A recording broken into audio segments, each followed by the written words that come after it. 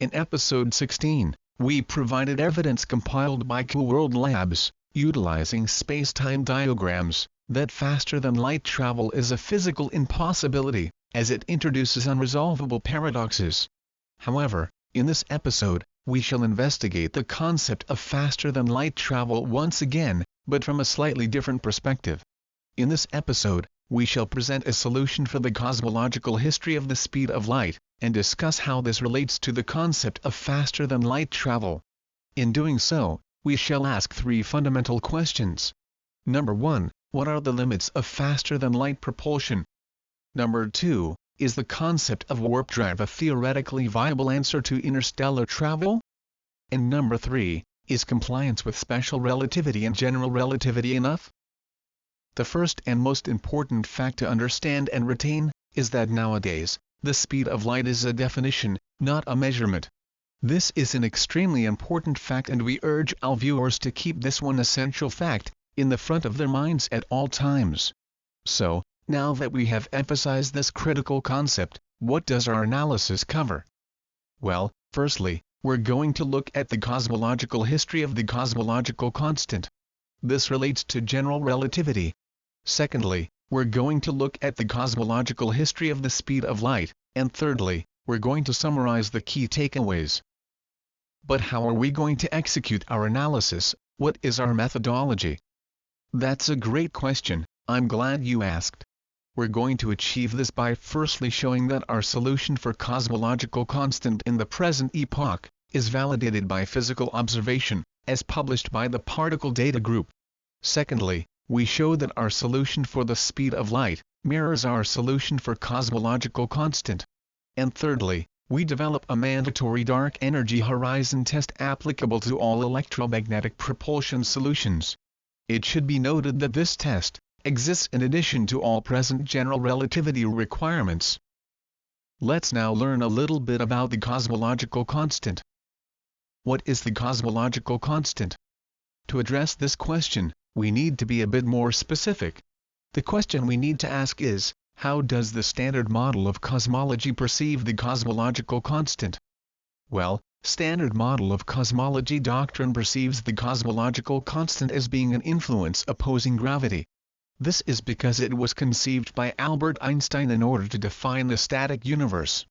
The concept of the cosmological constant was largely dropped by the scientific community in 1931, and revived again in 1998 following the discovery of accelerated cosmological expansion. Cosmologists do not yet know, with certainty, what the cosmological constant physically is. However, there is growing suspicion that the cosmological constant is related to dark energy in some way. Nowadays, the cosmological constant has become a key element in the standard model of cosmology. It is important to note that the cosmological constant is, by mathematical definition, a true constant. This is reflected in the notation for the cosmological constant, as published by the particle data group. However, very importantly, over the years, cosmologists have loosened this constraint to account for dark energy. In this episode, and in line with standard model of cosmology assumptions, we showcase three time-dependent forms of cosmological constant. Let's dive into it. On this slide, we present our temporal solutions for the cosmological constant. We offer three solutions: the primary, secondary and tertiary solutions. Please pause the video and take the time to study the information presented on this slide, if required. Once you have scrutinized the information presented, let's analyze the outputs of each solution. Here we see the output associated with each temporal solution for the cosmological constant. The first thing we'll look at is the standard model of cosmology determination of the cosmological constant, as published by the Particle Data Group 2022. I should point out that the upper and lower limits are not physical limits, they're experimental instrumentation limits. This is a very important point to appreciate. Many people interpret these kinds of limits as meaning that any result outside these boundaries are non-physical and incorrect. However, this is not actually the case. These limits only refer to the trustworthiness of the instrumentation which has been utilized to gather the experimental observations.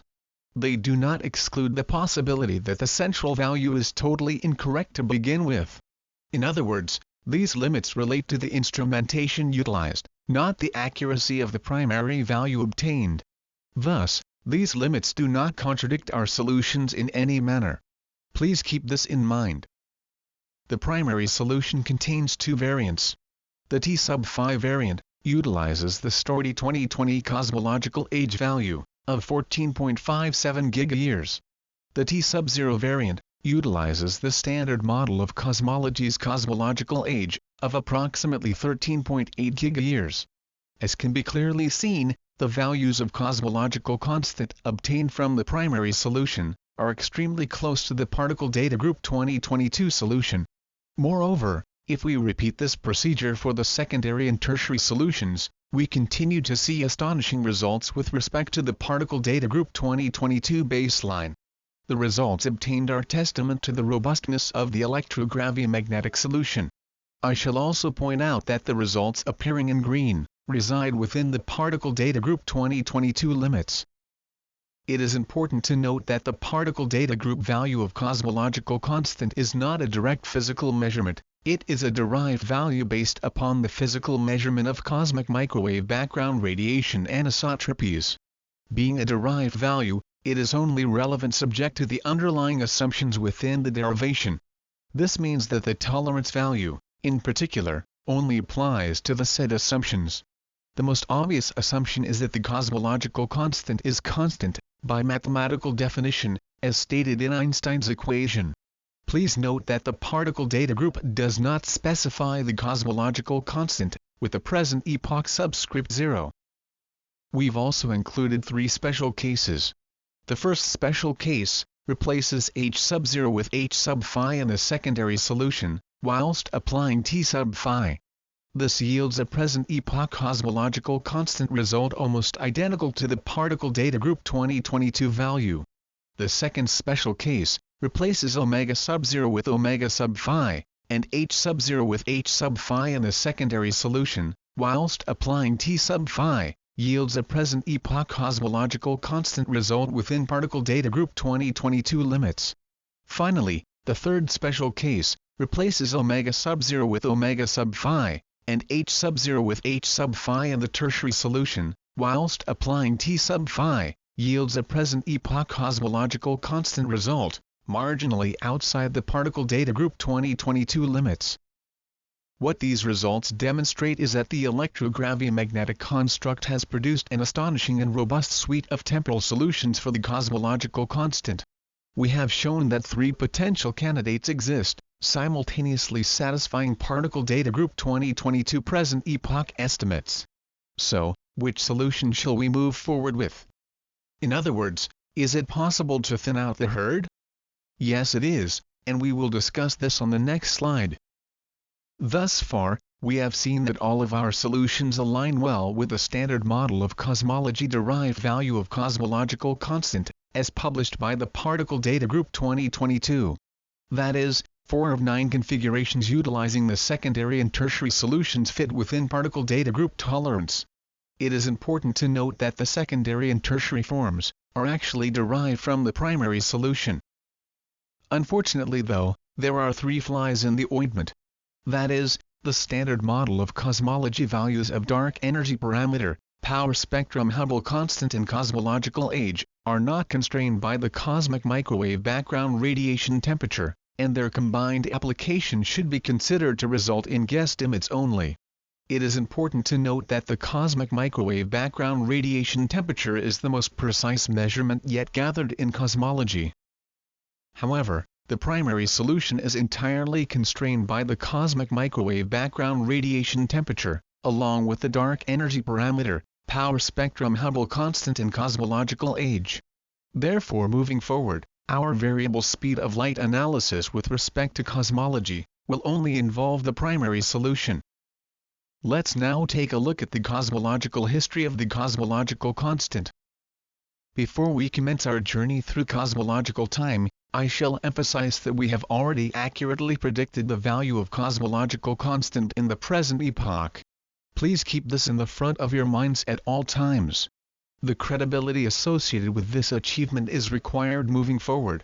Please review episode 17 for a companion publication associated with this slide.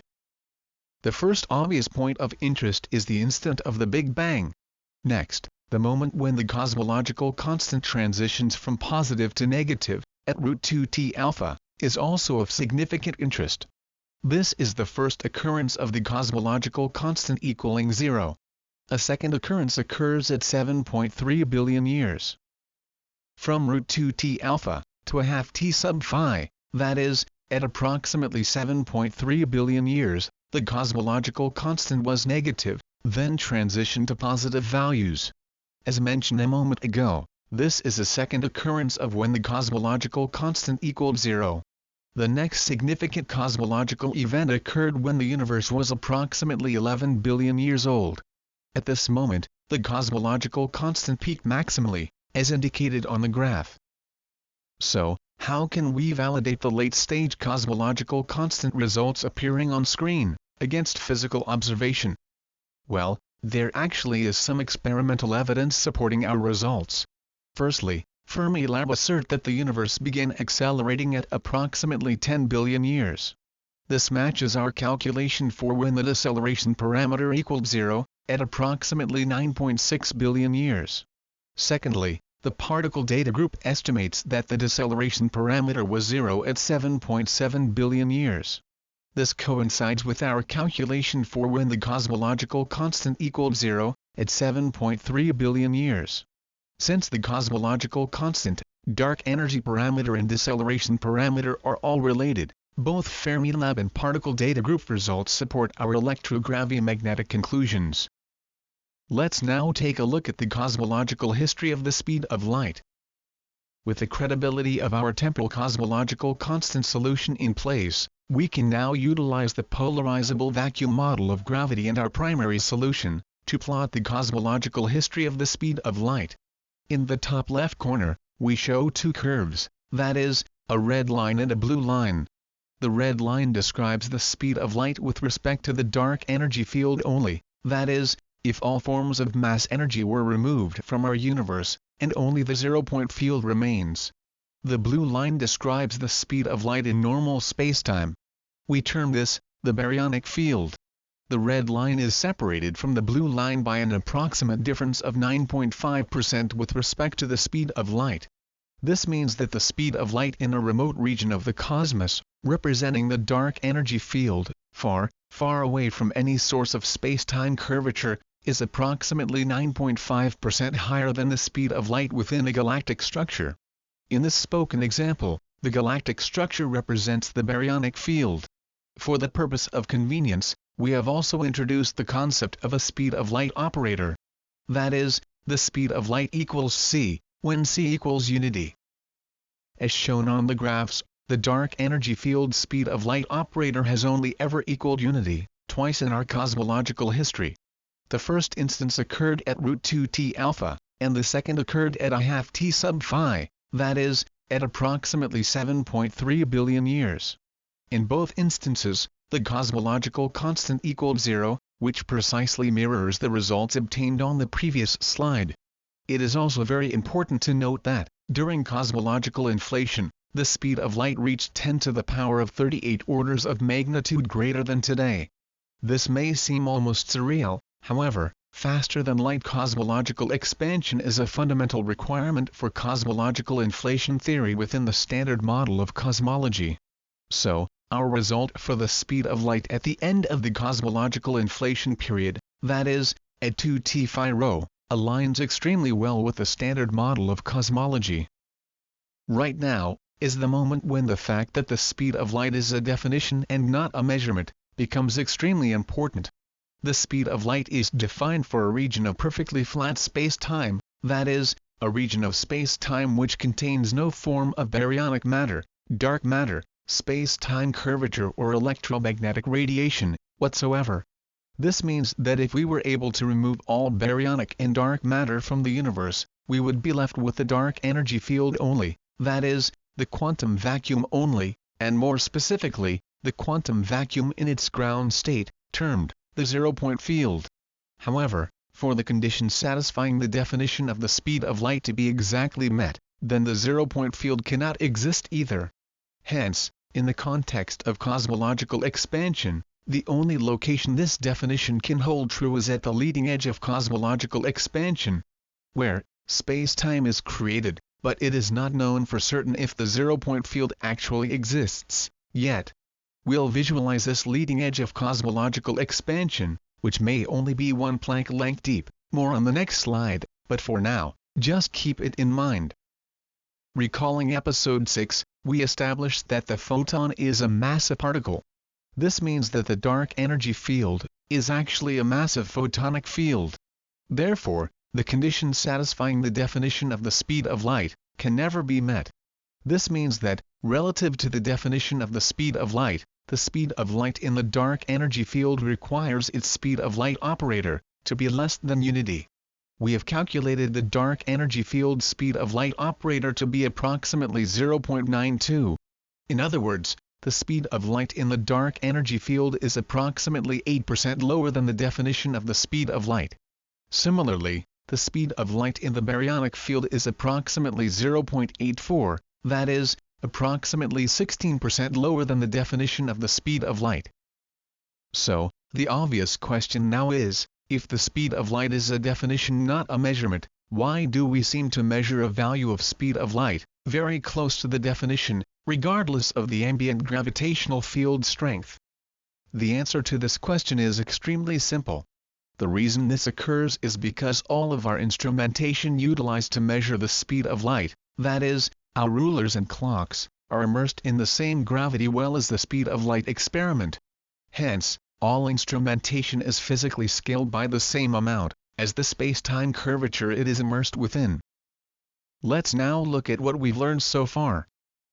You are here. You are at the center of the universe.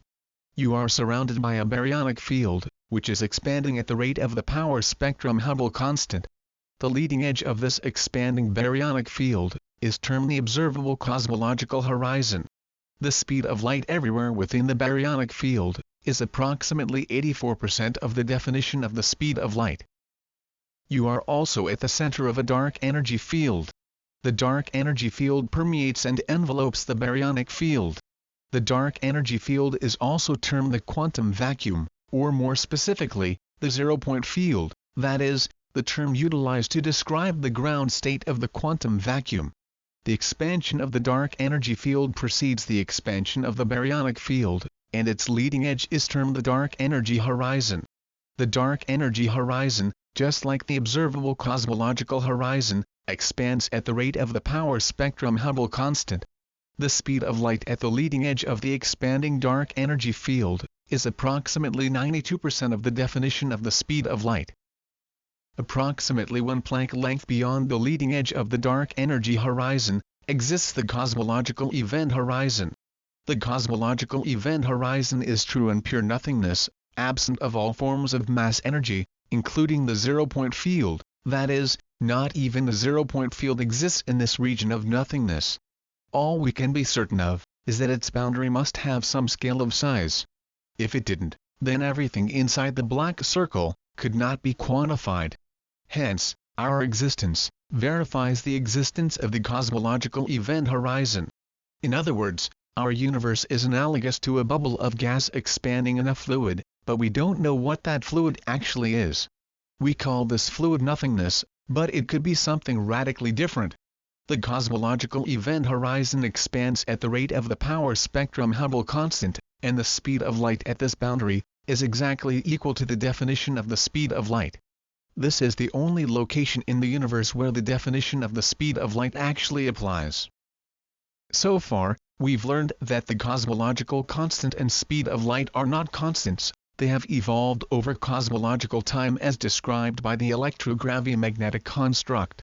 Presently, the speed of light is a definition, not a measurement, which is only valid at the cosmological event horizon. Everywhere else, its value is less, relative to this definition. The cosmological event horizon should not be confused with the dark energy horizon.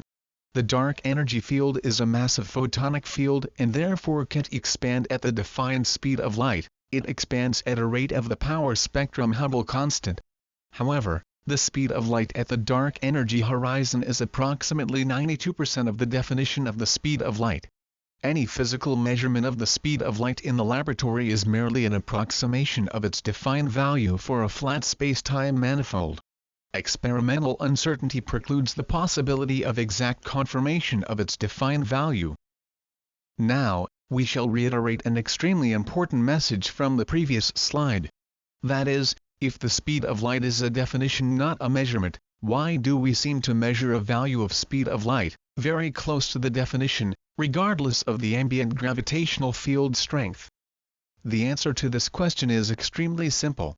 The reason this occurs is because all of our instrumentation utilized to measure the speed of light, that is, our rulers and clocks, are immersed in the same gravity well as the speed of light experiment. Hence, all instrumentation is physically scaled by the same amount, as the space-time curvature it is immersed within. Let's now consider the Newtonian solution for escape velocity. Utilizing this standard and well-known equation, but substituting cosmological mass and Hubble length as shown, we obtain the value of cosmological escape velocity. This is the required velocity for an object to escape the gravitational pull of the universe, if its entire mass were compressed into a single body. In this example, the escape velocity is the defined speed of light. This concept is consistent with the supermassive Schwarzschild black hole of cosmological mass, described in episode 10. Please review this episode if required. Hence, traveling faster than the local value of the speed of light, is physically limited by the rate at which the universe's space-time fabric is expanding. If this were not the case, one could, theoretically, leave our universe after achieving escape velocity.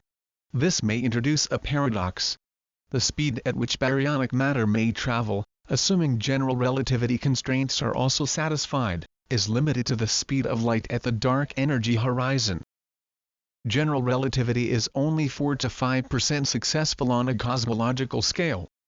95 to 96% of the physical universe, that is, dark energy and matter, was not predicted, nor is it described by Einstein's equation.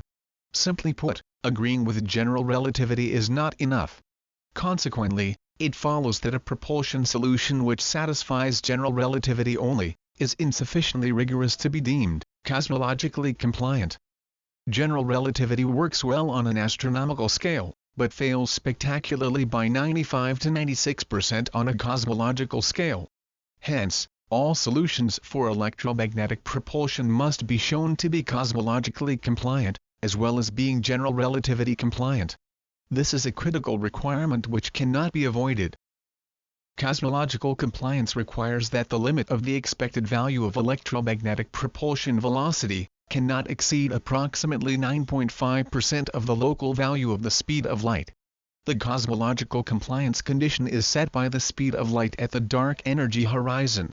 This implies that the cosmological expansion of dark energy precedes the cosmological expansion of baryonic matter. Therefore, breakthrough technologies may not represent a practical means of interstellar locomotion, with the possible exception of our closest stellar neighbors. So, what are our key takeaways so far? Well, we know that the definition of the speed of light is only a valid limit at the leading edge of our expanding universe, where the fabric of the space-time manifold is perfectly flat. This is termed the cosmological event horizon. Everywhere else in our universe, the space-time manifold is curved due to the presence of various forms of stored or transient energy. Moreover, the illusion of measuring the defined speed of light locally is maintained because our rulers and clocks scale with local space-time curvature. Experimental uncertainty precludes the possibility of exact confirmation of its defined value. Consequently, we necessarily assume that approximate equals exact. In addition, all calculations should be constrained by the cosmic microwave background radiation, and any viable electromagnetic propulsion solution must satisfy the requirements of general relativity. Hence, consideration of general relativity defines the first critical test. The phenomenon of accelerated cosmological expansion is not explicitly addressed in Einstein's solution. Consequently, At least one additional test is required which considers accelerated cosmological expansion's contribution to the space-time metric governing an electromagnetic propulsion solution. The name given to this contribution is dark energy, and it is widely interpreted as being a cosmological manifestation of the zero-point field. Hence, consideration of the dark energy horizon defines the second critical test. This test involves calculating the electromagnetic propulsion solution's local value of speed of light. If the calculated local value of speed of light exceeds the expected value by greater than approximately 9.5%, then the electromagnetic propulsion solution violates cosmology. Therefore, the maximum local value of warp drive cannot exceed approximately 1.1 C. If the cosmological event horizon is expanding at an experimentally observed rate equal to the power spectrum Hubble constant, it follows that, for nature to avoid the paradox of matter escaping the universe, then the defined value of the speed of light must represent a natural physical limit. Escaping the universe would violate the laws of conservation of mass and energy. Being able to escape the universe would break physics. In addition, we have shown that the escape velocity for our universe is the defined value of the speed of light.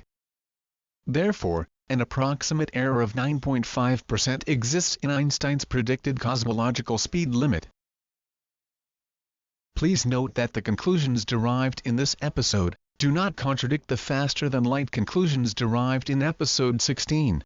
The conclusions in this episode simply redefine the upper limit of the speed of light by approximately 9.5%.